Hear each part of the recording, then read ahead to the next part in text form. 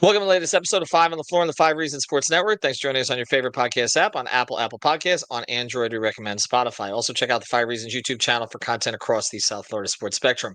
Off the Floor, that's our Discord server link right here in the description. Dell just did a stage show the other day. We're going to be doing more of those. Also, 10 different channels, everything organized for you, place for the most heat, information, and conversation. Again, you can find the link in the description. You'll bypass the Apple upcharge, pay the $2.99 a month. You'll cancel at any time. Also, check out Insurance by Lynette, insurancebyLynette.com. That's 2 N's and 2 T's. Life insurance, car insurance, health insurance. She can service all of that from her office in Lauderhill, but she's around the entire South Florida community. Also on most of our Discord conversations, as well as playback and other places. Big Heat fan. Check her out, 954-581-8800, insurancebyLynette.com. And now, today's episode.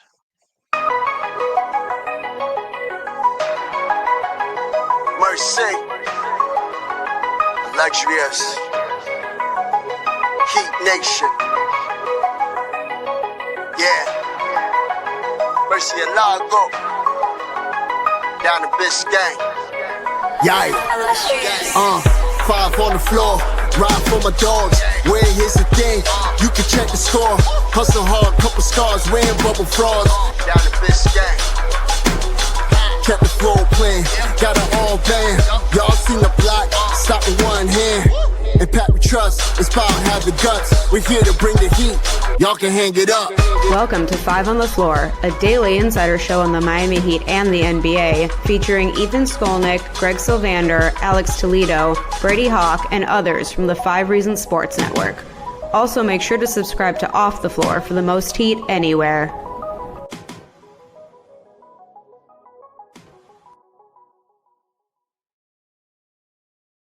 All right, welcome back to Five on the Floor, and it's the three of us. Today's floor plan, I'm Ethan Skolnick. You can follow me at Ethan J. Skolnick at Five Reasons Sports. We got Brady Hawk. You can follow me at Brady Hawk 305. We got Alex Toledo. You can follow me at Tropical Blanket. I hope you set aside the next 5 hours, 32 minutes, and 16 seconds for a breakdown of the Heat's rotation, particularly who could get the 10th spot if it comes to that. No, I'm not allowing that to happen. We are 2 minutes and 30 seconds into this. We are ending at 25. Just letting you guys know that. So let's get started. So is this going to be a part one, part two situation? I mean, that's what we should do. Like, okay, who is number one in the Heat rotation? Let's just start with that. We'll get through August. Who's number two? Who's number three? Eternal's going to say that Tyler's number 15. I'll just bring in different people to discuss this. No, we're at the end of July. These are officially the dog days. We apologize. I know that there is Heat news, and it's crazy because I knew something was coming. I'll just say this. But I thought, remember I reached out to you guys in Las Vegas and I said, I hear there's something going on behind the scenes. And I thought it was Khalil Ware related because it was the day that the Khalil Ware thing happened. I think it was actually this that just broke about all the memorabilia that got stolen. So that's a big, big story. I don't really know how to attack that story. So we'll give it a couple of days and let it play out. But a lot of the stuff in the Big Three era, I guess I should have kept more of it, has been and hoisted basically. So we'll get into that in some of it's one of the biggest memorabilia hoists of all time. We'll get into that in another episode as I get more details here. But let's get into the rotation. Seriously, we're going to try to cover this now. I just wasted a minute, so now you guys are down to 22. Let's get into this. Do we have a set seven? Do we have a set seven for the rotation? Alex, give me yours, and then Brady will give his. All right, so that's kind of where I was at leading into this show, is thinking about the rotation going into next season. Like, there's a lot of guys, they have a lot of guys who I think are candidates, and then even if you start to narrow down a couple of them, it's still kind of a, let me just say here early on, tough question, right? Like, I think that the seven is kind of where I'm confident, right? It's like that's where I'm kind of okay. The easy answer: you've got Norm, you've got Hero, you've got Wiggins, you've got Bam, you've got Ware. Maybe that's a starting lineup, maybe it isn't, but those five are, are locks. After that, Davion and Nico, to me, even with like the up and downness of Nico's career, I do lean more towards Eternal side as far as like, listening to that conversation you guys had a week or two ago, that I think he was kind of figuring something out there before he got hurt. I think Spo was starting to be more comfortable with him coming off the bench, and I think there was a little bit of a sweet spot there. right now. I'm not as far with Eternal as far as the a little bit of MVP potential that he quote unquote thinks Nico has. We But I need to do clip think that, by Jovic the is a way. lock. I haven't clipped that yet. We need to get that clip out there, right? Like that was one of those stunners. Sometimes people say things on here, and then I'm like, well, wait a second. But then I realized who said it, and he's got to be true to character here. So that's it. Okay, I mean, so saying that on the podcast was brave. I had to give Eternal some when it love happens, there. he'll literally be the only person alive who ever said it. Like if you're ever going to be right He about can something, have be right that. about something big, right? Be right about something big. Anyway. So that's it. I mean, it's not like simple as saying, "Oh, Kevin Durant's going to score 25 points in a game this season." I mean, it's more significant to say like Terry Rozier is going to go 12 of 12, right? Like that's a big claim. Okay, so those are your 7 basically. Pretty much. Now, I think Haywood is one that I'm like, okay, he could be a lock, but they played with his role so much last season where like I wouldn't be surprised if he was a lock from day one. But it's one of those where it's like, okay, there's other guys in that same wing rotation that could maybe outplay him in training camp. But I wouldn't be like mad at all if you called Haywood a lock. Yeah. What do you think? Well, use the locksmith, so we got to do that. Brady, what do you got? Yeah, to that point, I was gonna say, to me, I don't have a strong 7. I have a strong 8. Like I think it is. I'll say this: when we first heard the Powell thing, I was kind of thinking that Davion was kind of in the starting lineup and they were going to kind of fix things around and figure things out. The more I kind of go into this offseason, I just don't see a way you can bring Powell off the bench. Like I just think he's just too important to this team with the way the direction of this season and trying to figure everything out. I just think that makes everything harder in the long term. Like I think what Alex said, I think it is going to be Tyler, Powell, Wiggins, Bam, Ware, and they'll figure out the rest. To that point, I think it's Mitchell, Jovic, but I think Haywood is there. I think it's a strong 8. I think they're going to lock in Davion and Haywood together as much as possible. So that's why I kind of have Haywood in the tier of Davion, just because I think their minutes are going to be attached. Like we saw what they did last year together. I think they have kind of a core there with Jovic, and then you can stagger Bam and Ware, who's going to be playing with one of those lineups, and then you're going to add in one of your scorers. I mean, it's going to be Bam or Kalel, and then Tyler or Powell, and then you kind of work your rotation from there. So that's why I know we're going to get into the 10-man rotation thing, which makes it a little bit more interesting. I think still early in the season, they're going to lean 9-man rotation. That's just the way these things work out every single season. But I do think that we're building this rotation, but in reality, this episode is who's the 9th man and who would be the 10th man, because that's kind of why I wanted to bump this from 7 to 8, because I don't see Haywood as a fringe guy anymore. I think they need the defensive stuff. When I look at the starting lineup, especially, it's like they're throwing all their scores out there at once, and they're going to stagger from there. You need, when you're building the lineup around those other guys, you need Haywood in there. You need him for the defensive purposes, and the shot has really come along. So I'd say it's an 8-man, strong 8-man that everybody can kind of pretty much agree on. Well, Eric Spoelstra talks about layers, right? So it isn't just about the starting lineup or the finishing lineup, although the finishing lineup is more important than the starting lineup. And Gio and I just did an episode about that. But then it's also the layers in between and how he gets to those layers. And that's why he's had placeholder starters over the years, because it allows him to put somebody else in. It's also why when somebody has been hurt in the starting lineup, a lot of times he'll pull the guy from like the 11 through 15 category instead of from one of the regular subs to the starting lineup. And he used to do that with James Jones and many others over the years. I don't actually think the 9th man is that hard to figure out. I don't. I think it's Larson. I think it's Larson. I just think if you look at the trajectory of players and when they've given guys bigger roles in Summer League, and then you look at the way he plays, the style of play that he has, the need of this team, I think, for a little bit more overall grit, his ability to play with different lineups. I feel like he's a rotation player, and then it's like, okay, maybe there's a 10th. I don't really think it's as big a question as others are thinking. As I'm looking at the rotation, if you're going to make Haywood the 8th, I think Larson is the 9th. I just think that they'll use him at times with Hero, protect Tyler defensively a little bit. I think they can try him with Powell some if they want to get Powell off the ball a little bit, because Larson did some of that on the ball work, particularly if you're playing Jovic out there with him. So I just think, I don't know. I just think that I think there's consensus from those that I spoke to out there was that they were prepping Larson for a rotation role.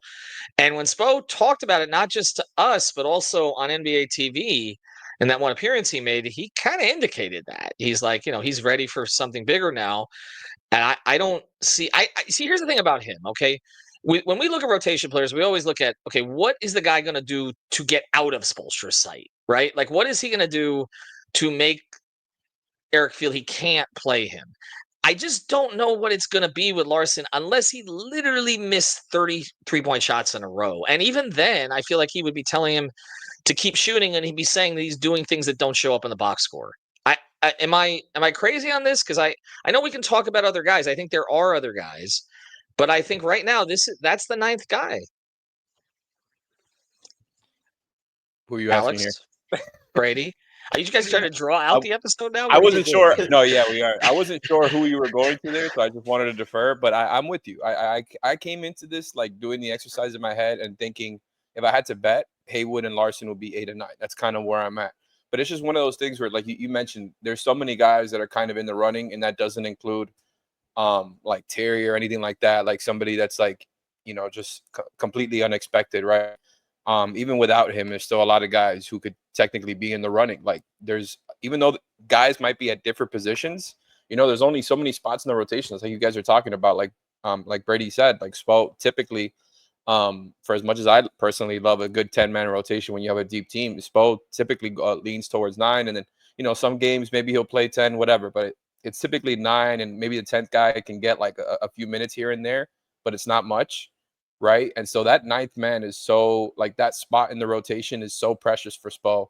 And so I'm with you that I think Haywood and Larson are 8th and 9th, but it's like maybe he thinks one night that the shooting is more necessary, right? And he goes to a Fontecchio, right? Like you saw he was more than fine going to Burks last year, who was a sniper for them. If Fontecchio has a good shooting season, with the 6'8" size, the way that he kind of in general like seems like he's really trying when he's out there. I could see him being a Spo guy if they're having if they need an extra shooter off their bench. I think Larson deserves it. I love the way he plays, and I'm 100% with you that it's like they gave him the role of somebody that they're going to play, right? The way that they were, kind of featuring him at Summer League. And I would not be surprised at all if he was in the rotation on night 1. I think at this point, it's kind of his spot to lose. I think Jaquez will have a chance to compete for it, but it's looking tough for him since they didn't make any, wing trades up to this point as far as like Wiggins, Haywood, other guys that are in that spot in front of him. Like Pella is looking like he's kind of taking Jaime's spot in the rotation. Fontecchio brings the specific need that they have. Jaquez is just kind of in this weird purgatory right now where like he has to beat out all these guys, and they've got this interesting rookie who none of us are really expecting them to play, but it's like, man, he's got his work cut out for him. No, I'm with you. I mean, do you think Jaquez is on the outside looking in if it's a 9-man rotation, Brady? I do, but I think Spo is really hoping that's not the case. And I mean, that's like an obvious thing to say, but I just think I think Spo is a little bit higher on the Jaquez situation than maybe we are and the fans are. Like that's why I'm like a little curious to see how it's going to play out, just because I think he wants to play him in the rotation.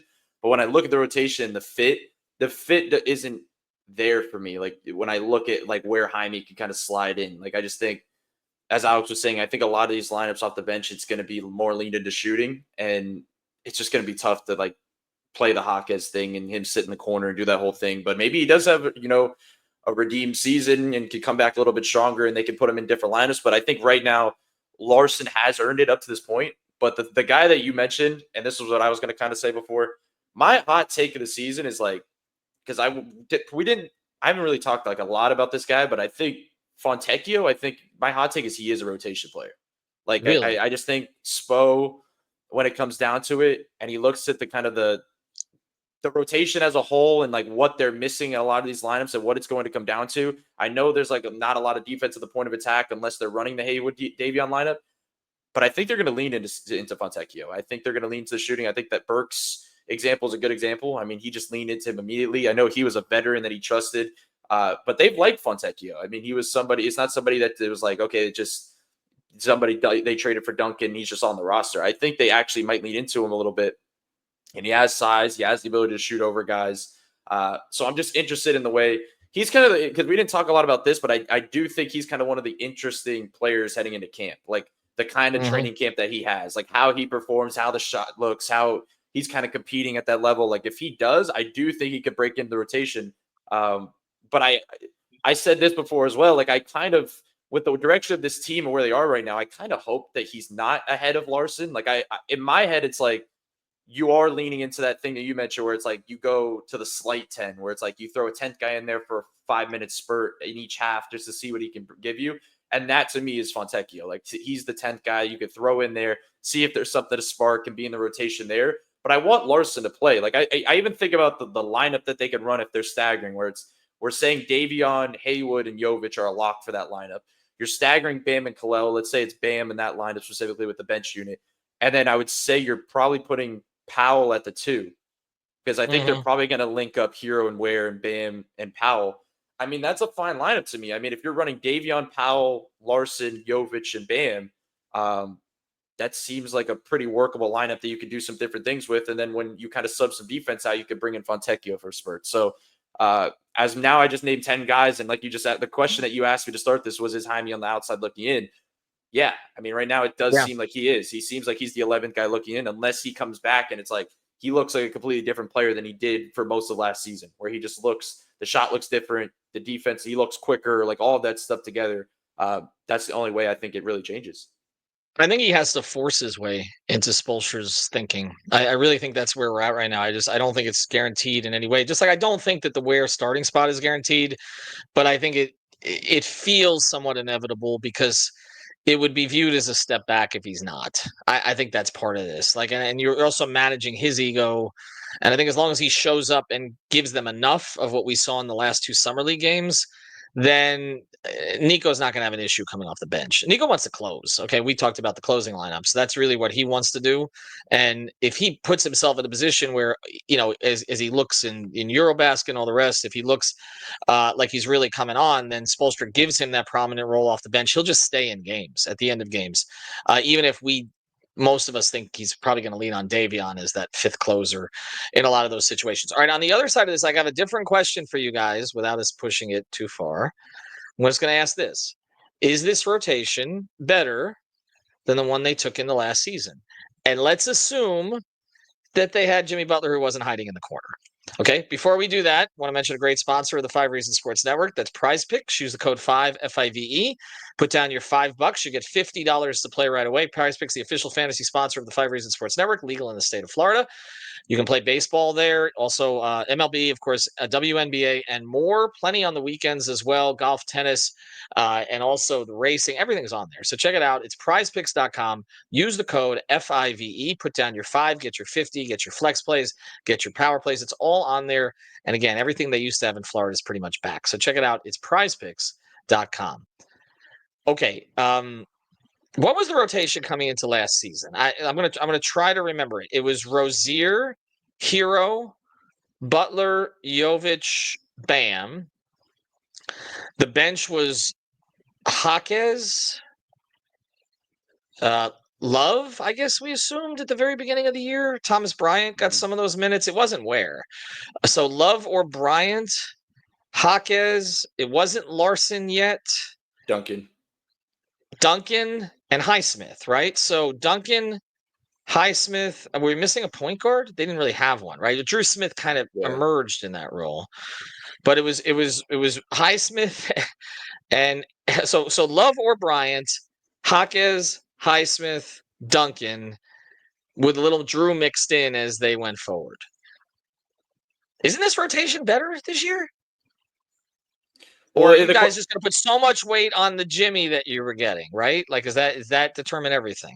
Well, my question would be: Are we calling this like how we know it played out, or is this like prior to training camp what we thought it was going to be? Well, none of us liked the Rozier Hero pairing though. Like that one, we all hit. We were like, that I don't know if that's going to work. We didn't love the pairing, but I think there was an expectation that Terry would be productive. I mean, there was still an expectation where Spo was pushing that it was going to work, and we thought he was going to be a productive starting point guard for this team. There was the fact coming in that we thought Jimmy, contract year Jimmy, was going to come to play. Like it was going to be an all-star type season coming in. He was going to prove himself and that whole thing. That didn't play out. So I think if it was naive. Yeah, it was just a different time. But if it was like projection wise, like if it was like prior to the rosters without knowing what was going to happen, to be honest, I would probably still say last year. I mean, you didn't mention Kalel, but Kalel was still in the mix at that point. I mean, we obviously didn't expect what it was going to become. but he was in the mix. But with knowing how it all played out, I mean, yeah, I'm going to take this roster right now. I think there's more. I mean, the young players are better. Tyler's better than he was last year, just a extra year of Tyler Hero's improvements. And I just do think, I mean, I keep not comparing it, but I like somewhat compare the Powell situation to Terry, and not in the exact way, but I just think it's more of a clear fit where there's not like the expectation that Terry have the inconsistencies, have the tough shot making nights, the way that it didn't play out for Terry. I just don't see that happening for Powell just because of the way he plays, the off ball stuff, the way he can still impact the game with the gravity stuff.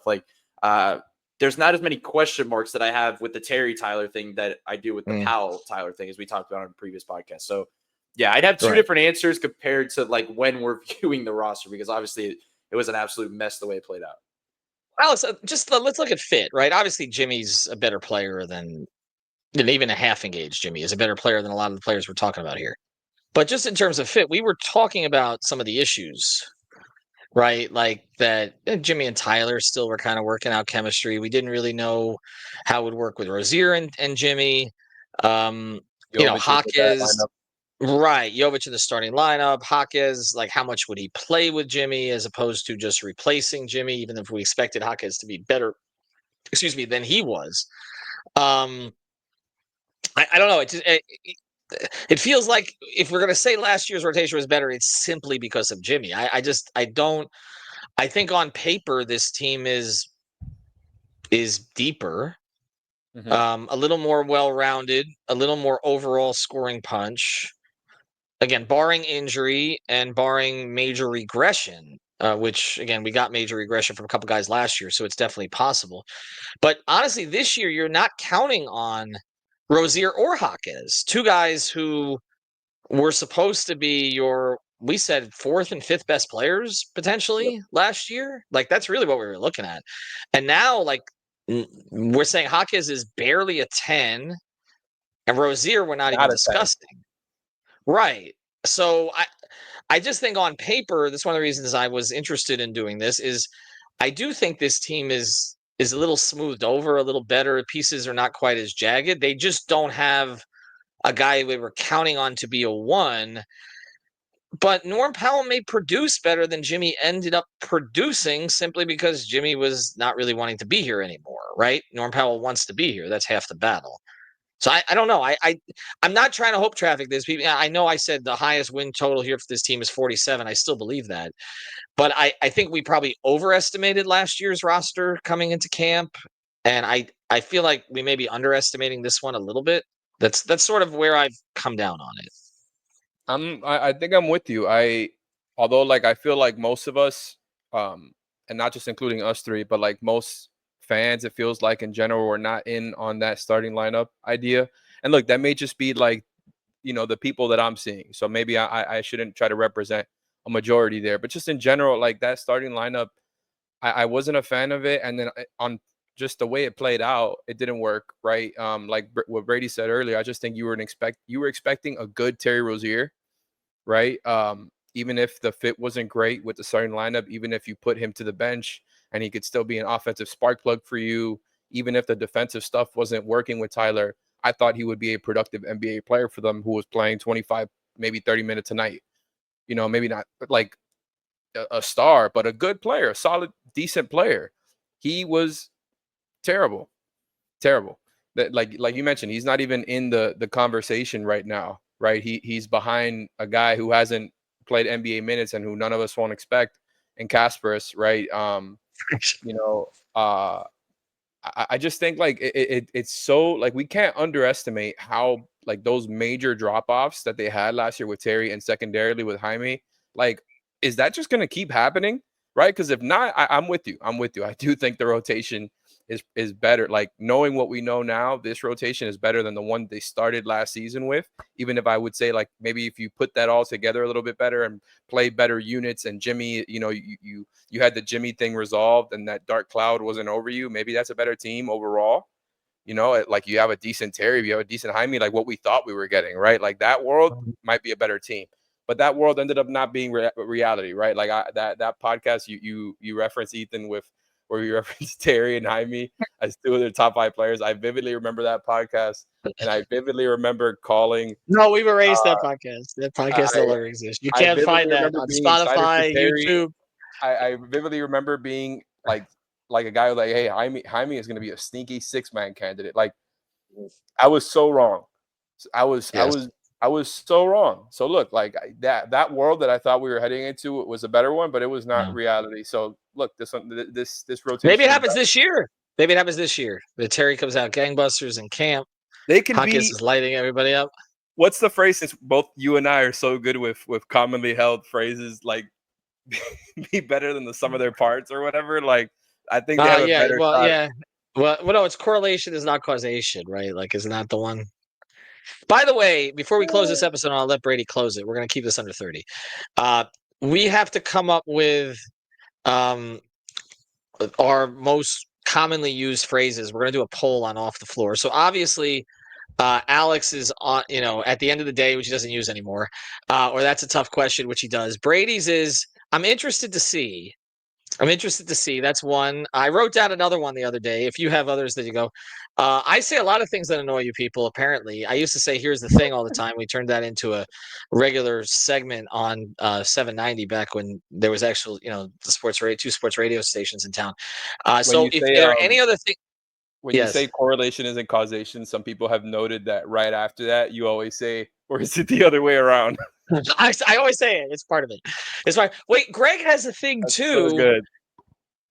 It's basically agreeing with me, like Greg's thing, but I forgot exactly how he does it. But he does. If you go to Greg, it's I see your point. No, that's not that. No, I wrote it down the other day. I got to go through all this. Anyway, if you can through the channel right now on our Discord. There were a lot of them. I forgot that. Anyway, so there we go. All right, Brady, you can close this. I'm interested to see what you say. At the end of the day, it's a tough question. Yeah, I'm just interested in seeing the rotation. No, I You're just gonna think do it without even trying to do it. You don't have to force it. You're right. Just threw Brady a grenade, like end of the shot clock. Like, what is he supposed to even say? Just say something. Yeah, we're just to say something. Close. No, I do think though, because I said this earlier, but I really do think the starting lineup, I think we could all agree is going to be just their top 5 guys. And I know you say like maybe not Khalil, and I don't know if Khalil is their top 5 guy or if it's Jovic. We'll see how that plays out. But I just think they're going to lean into this. They're going to lean into the Hero Powell Wiggins with Bam thing, and Khalil is just going to have to learn along the way with these guys and fit a certain role. And we'll see how this kind of works out, because I know we've been talking about playmaking Jovic. Put the ball in his hands, let him kind of create.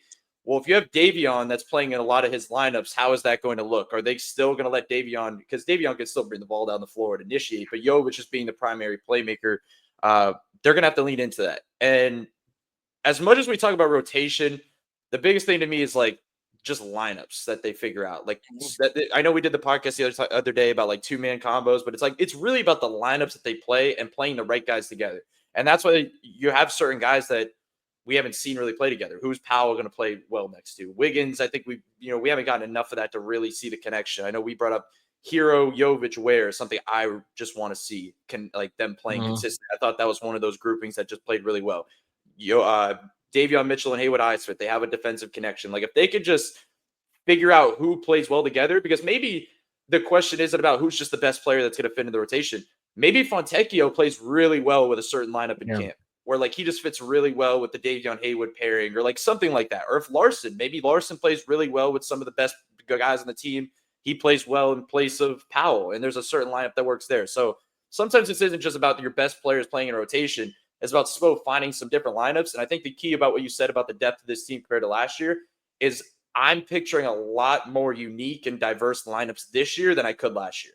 Last year, you couldn't really think of many. I mean, a lot of them, no offense, but it's like Kevin Love at the 5. You're still trying to figure out certain lineups that you're trying to figure out around. Like this year, I have a little bit more. There's a little more creativity I feel like Spo can find to just like use different lineups. And we did that episode on three adjustments you can make. By the way, I figured out as we close here, I figured out what Greg's is to your point. Right? At the end of the day, tough question. I'm interested to see if you guys can come up with some for me. Have a good day, everybody.